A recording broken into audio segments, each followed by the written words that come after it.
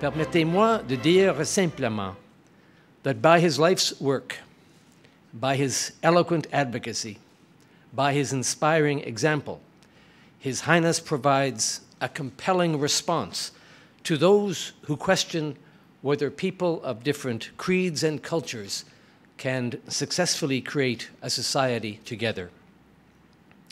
Using his own faith as a point of departure, His Highness speaks always directly to the goodness in all people and shows through both his words and his actions that at root, the highest aspirations of all faiths eventually meet, and that there are no divisions among us if our desire truly is to create a better world. His work has bettered the lives of people and communities around the world.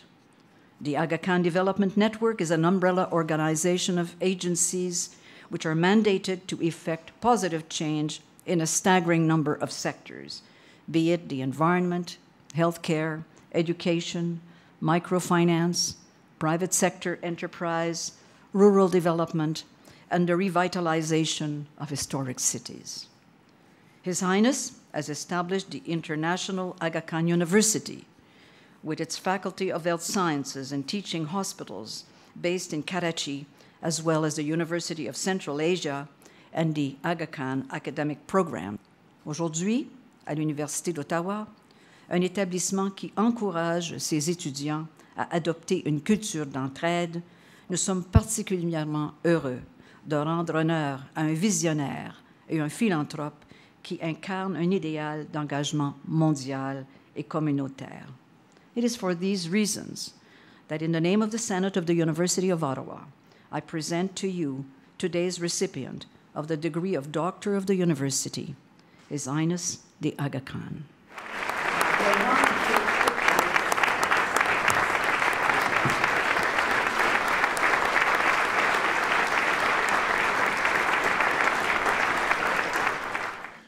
Je voudrais aussi dire toute ma gratitude pour l'excellence de la coopération dont le réseau Aga Khan pour le développement a bénéficié de la part des membres de votre université, de votre ville et de votre pays. As you know, my own interests in the last 50 years as Imam of the Ismaili community have been primarily focused on Africa, South Asia, Central Asia, and the Middle East, and on improving the quality of life for the people who live there.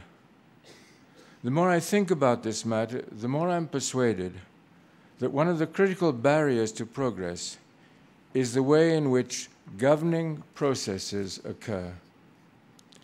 The so-called Arab Spring has brought special attention to this challenge, illustrating that it is easier to rally people in opposition to a particular government than to forge agreement about new governing processes.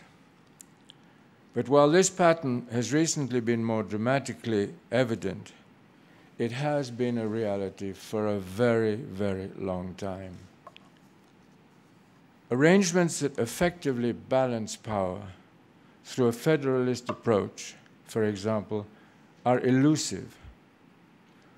What is critical is that constitutional arrangements should respect inherited traditions, ensure fairness to minority communities, respond to rural as well as urban concerns, and underwrite equitable opportunity for a better life. Reconciling the global and the local, the urban and the rural, the regional and the national, is a formidable challenge, one that calls for the best of our intellectual energies and consistent fine-tuning over time. There is certainly no straightforward, universal formula to apply in such situations. We must not naively assume that what has worked in some parts of the Western world, for example, will also work the same way in less developed contexts. Different places, different histories require quite different approaches. I know, too, that this university's global effectiveness is reinforced by the high regard in which Canada is held as a valued international partner.